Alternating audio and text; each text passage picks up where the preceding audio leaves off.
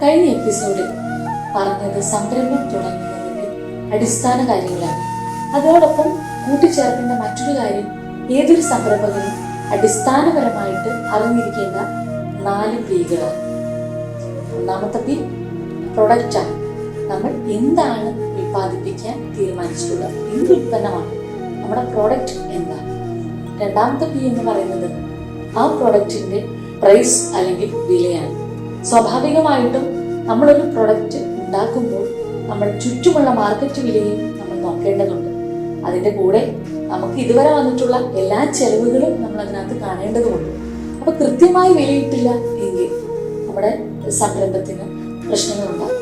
നമുക്ക് ഒരു ഉൽപ്പന്നമായി, അതിന് വിലയായി, ഈ ഉൽപ്പന്നം നമ്മളിത് ഏത് സ്ഥലത്താണ്, എവിടെയാണ് നമ്മൾ നിർമ്മിക്കുന്നത്, ഇത് എവിടെയാണ് കൊടുക്കുന്നത്. മൂന്നാമത്തെ P എന്ന് പറയുന്നത് പ്ലേസ് അല്ലെങ്കിൽ സ്ഥലമാണ്.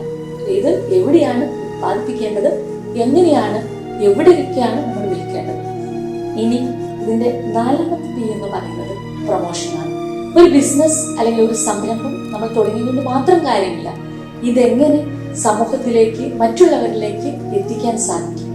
പരസ്യങ്ങളിലൂടെ ആവാം, സമൂഹ മാധ്യമങ്ങളിലൂടെ ആവാം, പിന്നെ നമുക്ക് ഏതൊക്കെ രീതിയിൽ ചെയ്യാൻ പറ്റുമോ അത്തരത്തിൽ ഇത് ജനകീയമാക്കി നമ്മുടെ ഉൽപ്പന്നങ്ങൾക്ക് പരമാവധി മാർക്കറ്റ് ഉണ്ടാക്കുക. അപ്പോൾ ഇതിന് ശരിക്കും പറയുന്നത് മാർക്കറ്റിംഗ് മിക്സ് എന്ന് നമ്മൾ പറയാറുണ്ട്. സാധാരണ പനി വരുമ്പോൾ പാരസെറ്റമോൾ കഴിക്കുന്നത് പോലെ സംരംഭകനാകാൻ തുടങ്ങുന്നവർ നിർബന്ധമായിട്ടും കഴിച്ചിരിക്കേണ്ട ഒരു ഗുളികയാണ് 4 Ps.